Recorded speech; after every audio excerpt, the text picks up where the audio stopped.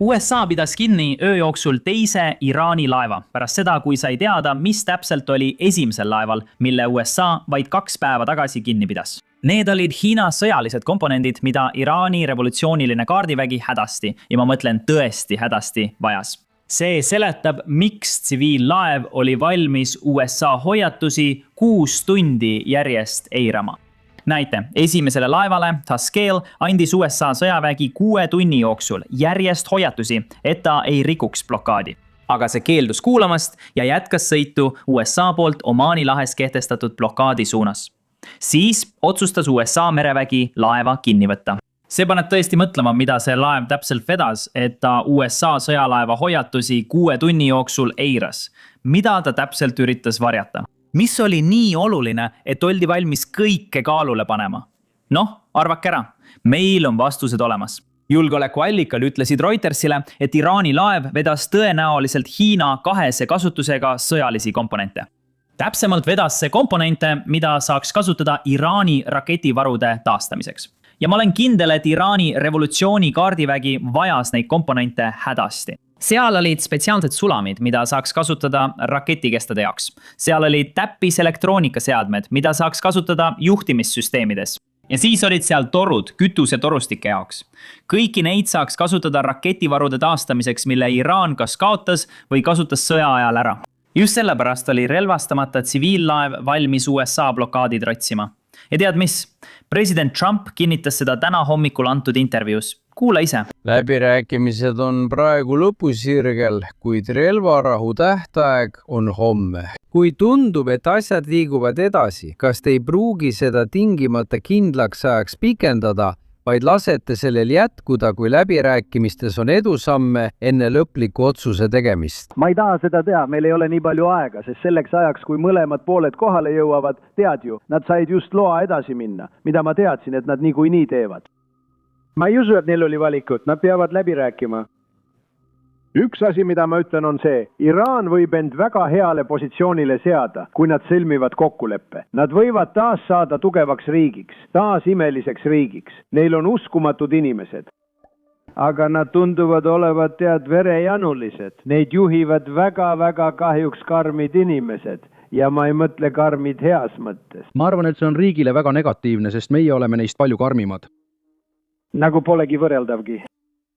Aga nad peavad kasutama mõistust ja terve mõistuse reegleid ning nad võivad end viia suurepärasesse positsiooni, et saada suureks riigiks, aga legitiimseks riigiks, mitte riigiks, mis põhineb surmal ja aural. Nüüd, tegelikult saime me selles intervjuus, mille Donald Trump täna hommikul andis, palju uut infot teada. Osa sellest on hea, osa mitte nii hea. Ja me räägime sellest kõigest kohe varsti. Enne seda räägime teisest laevast, mille USA merejalaväelased just eile õhtul üle võtsid. Ja tead mis? See ei juhtunud Lähis-Idas. Siin on sõjaministeeriumi avaldus. Vaata järgi. Üleöö viisid USA väed läbi külastusõiguse alusel kontrolli, merelise tõkestamise ja pardale mineku riigita sanktsioneeritud mootortankerile Tiffany ilma vahejuhtumiteta Indo-Pacomi vastutusalas. Nagu oleme selgelt öelnud, jätkame ülemaailmseid jõustamispingutusi merel, et häirida ebaseaduslikke võrgustikke ja takistada sanktsioneeritud laevu, mis pakuvad Iraanile materiaalset toetust, ükskõik kus nad tegutsevad.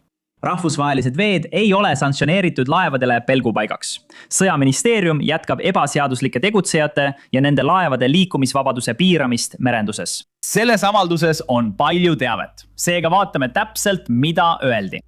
Kõigepealt alustame sellest, kus see tegelikult aset leidis.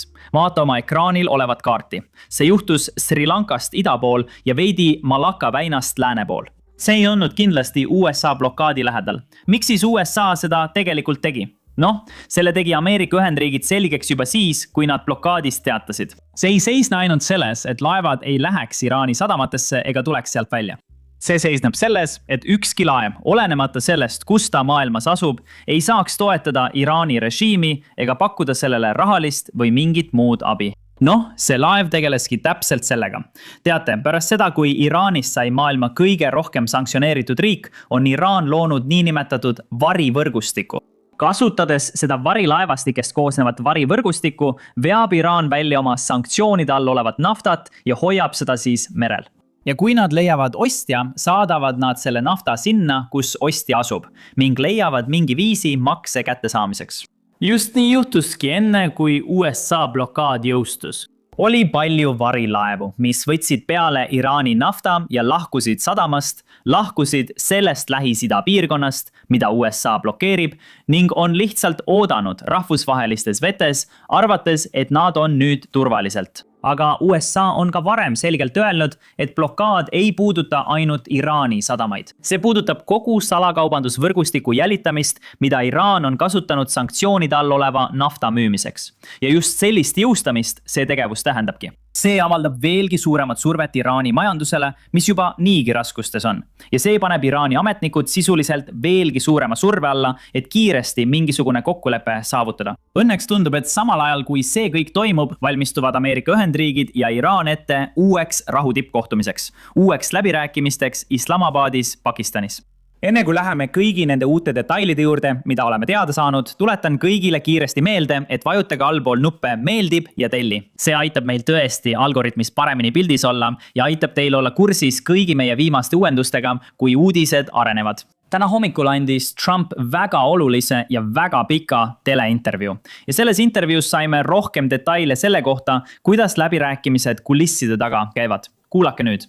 Pole tänu väärt. Kas saate meile öelda, ma arvan, et see huvitab kõiki, mis seisus on Iraani läbirääkimised?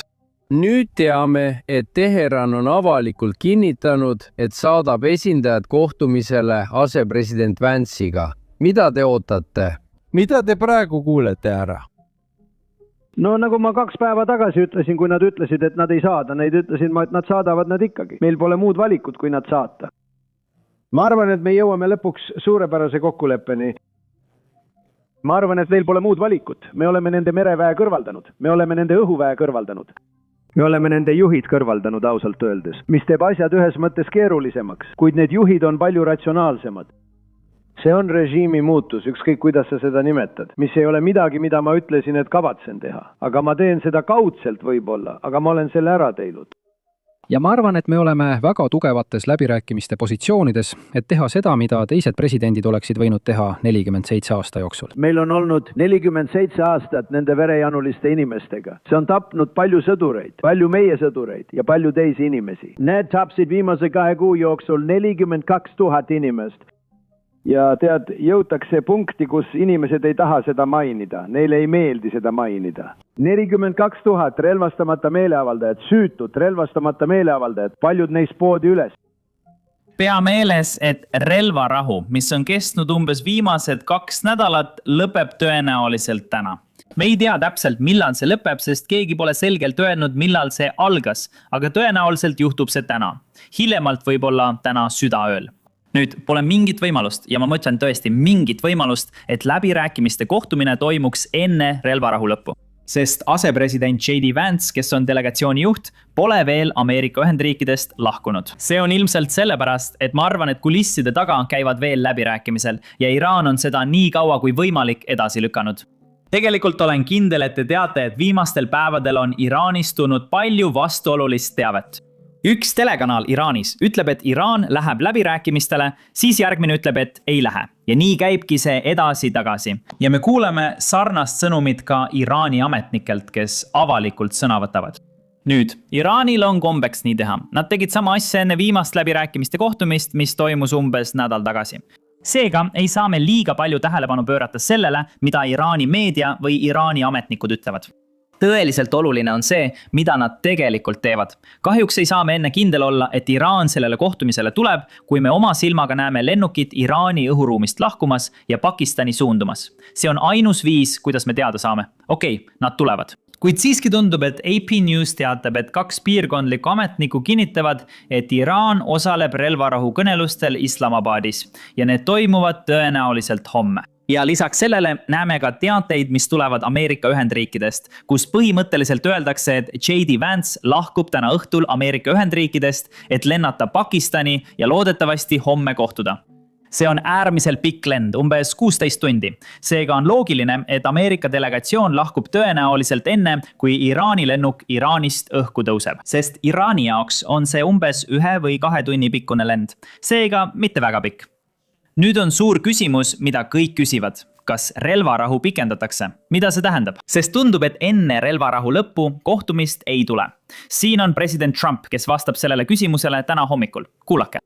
Kui tundub, et asjad liiguvad edasi, kas te ei pruugi seda kindlaks ajaks pikendada, vaid lasete sellel jätkuda, kui läbirääkimistes on edusamme, enne kui midagi otsustate? ma ei taha seda teha, meil ei ole nii palju aega, sest selleks ajaks, kui mõlemad pooled kohale jõuavad, nad said just loa edasi minna, mida ma teadsin, et nad nagunii teevad.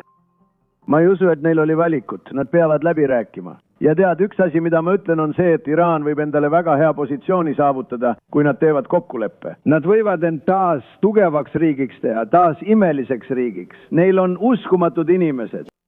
Aga nad paistavad olevat verejanulised, neid juhivad väga kahjuks karmid inimesed ja ma ei mõtle karmi heas mõttes. Ma arvan, et see on riigile väga negatiivne, sest meie oleme neist palju karmimad. Isegi mitte ligilähedaseltki. Aga nad teavad kasutama mõistust ja terve mõistuse reegleid ning nad võivad end viia suurepärasesse positsiooni, et saada suureks riigiks, aga legitiimseks riigiks, mitte riigiks, mis põhineb surmal ja aural. Nüüd, tema vastus tekitab rohkem küsimusi, kui annab vastuseid. Seda sellepärast, et kui vaherahu ei pikendata, siis mida see tähendab? Millal võitlus uuesti algab? Ma ütleksin, et tõenäoliselt ei alga võitlus enne rahuläbirääkimisi, isegi kui vaherahu ei pikendata. Aga mis saab pärast rahuläbirääkimisi? Oletame, et rahuläbirääkimised ei lähe hästi. Kas see tähendab, et võitlus algab uuesti kohe, kui kõik tagasi lendavad? Ma arvan, et võitlus ei alga uuesti sel ajal, kui asepresident ja USA delegatsioon on Pakistanis lõksus, sest see on otse Iraani piiri ääres. Ma arvan, et see oleks liiga suur risk. Muidugi, saame sellele vastuse siis, kui kohale jõuame. Aga praegu ei ole kuigi suur tõenäosus, et rahuläbirääkimised viivad mingi kokkuleppeni. Siin on president Trump, kes selgitab, mida ta ootab homme väidetavalt toimuvatelt läbirääkimistelt. Kuulake. Te ütlete, et vajate vähemalt täna ja homme allkirjastatud kokkuleppe väljavaateid. Vastasel juhul taasalustaksite Iraani pommitamist. No ma eeldan, et hakkame pommitama, sest arvan, et see on parem suhtumine läbirääkimistele minna. Aga me oleme valmis alustama. Ma mõtlen, et sõjavägi on valmis tegutsema. Nad on täiesti uskumatud. Tiet, ma ehitasin sõjaväe üles oma esimesel ametiajal. Ma kasutan seda nüüd. Kui ma sõjaväe Barack Hussein Obamalt üle võtsin, oli see nii kurnatud, nii kurb. Ja ma ehitasin selle üles oma esimesel ametiajal. Sa mäletad neid suuri numbreid. Sa rääkisid minuga sellest kord. See on palju raha sõjaväe jaoks. Ma ehitasin selle. Me tegime oma sõjaväega suurepärast tööd. Ja me kasutame seda nüüd ning ehitame seda ka uuesti üles. Oleme palju taastamistöid teinud ka minu teise ametiaja esimesel aastal. Aga meil on tohutu sõjaline jõud. Me oleme maailma kõige võimsam sõjavägi. Kõik teavad seda. Lihtsalt öeldes on Ameerika Ühendriigid valmis sõtta naasma, kui Iraan ei ole valmis allkirjastama pikaajalist tuumalepet. See võib olla lihtsalt sõjaohu kasutamine selleks, et Iraanilt paremaid järeleandmisi saada. Seda ei saa välistada. Kui teisel pool läbirääkimiste lauda tundub, et Iraan mõistab väga valesti olukorda, milles Ameerika Ühendriigid on. Iraan või Iraani juhid usuvad tõepoolest, et nad suudavad lihtsalt USA-st kauem vastu pidada, kui USA-l jätkub poliitilist tahet ja sisemist toetust jätkamiseks. Iraan arvab, et kui nad jäävad sõja ja läbirääkimiste ajal kindlaks, peab Ameerika Ühendriigid lõpuks taanduma, sest neil pole poliitilist toetust kõrgete naftahindade ja rahvusvahelise vastureaktsiooni tõttu. Oletame, et Iraani arusaam peab paika, ehk siis see raamistik, mida nad olukorra hindamiseks kasutavad. Oletame, et see on õige raamistik. Selle raamistiku järgi ütleb Iraan sisuliselt, et kui aktsiaturg kukub piisavalt ja naftahind tõuseb piisavalt, peab Trump lõpuks taanduma. Kui me eeldame, et see on tõsi, siis tegelikult turul praegu nii ei lähe. Aktsiaturg jõudis alles paar päeva tagasi kõigi aegade kõrgeima tasemeni ja naftahind on praegu umbes $85 barreli kohta. Praegu on need hinnad kõrgemad kui sõja alguses. Sõja alguses kaubeldi naftaga umbes $65 eest barreli kohta. Kuid need pole sugugi lähedal sõjapaanika tipule, kui hind tõusis umbes $120 barreli kohta. See kõik tähendab, et Ameerika Ühendriikidel pole nii suurt survet, kui Iraan arvab. Ja see tähendab, et nad mõistavad olukorda valesti. Siin on rohkem üksikasju. Kuulake edasi. Rääkisin täna hommikul ühe kõrgetasemelise piirkondliku luureallikaga, kes ütles, et Iraan näeb seda kui vastupidavusmängu. Nad usuvad, et aeg on nende poolel ja et lõpuks sunnib sisemine surve energiaturgudel ja aktsiaturul juhul president Trumpi sõlmima nendele soodsa kokkuleppe. See ei ole tõsi, see ei ole tegelikkus. Presidendil ja tema Iisraeli kolleegidel on võimalus seda operatsiooni vajadusel kuid jätkata. Et survestada Iraani režiimi avama Hormuzi väina ja loobuma rikastatud uraanist. Midagi, mida nad on lubanud teha privaatselt ja siis avalikult teevad nad selliseid märkusi, öeldes, et nad ei pruugi isegi läbirääkimiste laua taha ilmuda. Nüüd on midagi, mille hind tõuseb ja mis inimestele kindlasti ei meeldi. Vaadake seda raportit, see võib olla väga suur asi. Maailmas suurim kondoomitootja ütleb, et plaanib hindu tõsta 20–30% ja võib-olla veelgi rohkem, kuna Ameerika Ühendriikide ja Iraani sõda mõjutab nafta keemiatööstust. Malaysia ettevõte Carex PHD ütles Reutersile, et nad näevad kondoomide nõudluse kasvu, kuna suurenenud veokulud ja tarneviivitused on jätnud paljud nende kliendid tavapärasest väiksemate varudega. Carex toodab igal aastal üle 5 miljardi kondoomi ning on juhtivate kaubamärkide nagu Durex tarnija. Nii et ma arvan, et see võib mingit rolli mängida, kuid tõenäoliselt ei ole see midagi, mis tooks Iraanile kasu. Aga vaatamata sellele liigume nüüd Iraani poole. Kuidas Iraani majandusel läheb ja kas neil on piisavalt ressursse, et lihtsalt see sõda ära oodata? Ma ütleksin, et ei. See on sellepärast, et neil oli raskusi juba enne sõda ning nüüd on blokaad ja USA mereväe kinnipidamised rahvusvahelistes vetes olukorda ainult halvendanud. Iraanil ei tule ühtegi varustust sisse, sest ükski laev ei pääse Iraani sadamatesse ja lisaks sellele ei ekspordi nad ka midagi välja.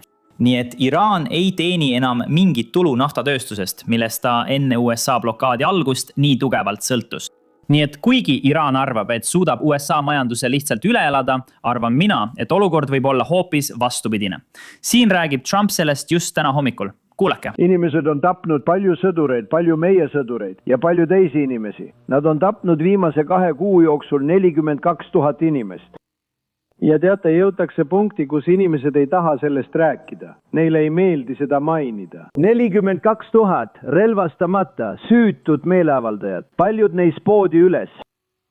Nii et me ei tegele just kõige meeldivama inimrühmaga, aga me tuleme nendega väga edukalt toime. Ja blokaad on olnud tohutu edu. Nad ütlesid 2 päeva tagasi, et avavad väina. Ma ütlesin ei, me ei ava väina ennem, kui meil on lõplik kokkulepe. Ei, me tahame väina avada. Nad ütlesid, me ei ava. Me kontrollime väina täielikult. Lihtsalt, et te aru saaksite, hoolimata kogu sellest valeuudiste tulvast. Et mõista, miks Iraan praegu nii käitub, peame tagasi minema ja vaatama, kuidas Iraan jõudis sinna, kus ta täna on. See ei tähenda ainult aastasse 1979 tagasi minemist, kui toimus islami revolutsioon. Tegelikult peame minema veel kaugemale tagasi, kui 19. sajandil valitses Iraanis Qadžaaride dünastia ja vaatama, kuidas tollase valitseva klassi otsused mõjutavad Iraani tänaseni. Tead mis, just täpselt seda me teemegi oma mitmeosalisel taskuhäälingul, mis just täna välja tuli. Nii et kui oled keegi, keda huvitab Iraani ajalugu ja see, kuidas me jõudsime tänasesse päeva, siis kindlasti mine ja kuula seda. Saad seda vaadata klõpsates kirjelduses olevatel linkidel või lihtsalt vaadata seda klõpsates ekraanil olevat lõpuekraani ehk videot.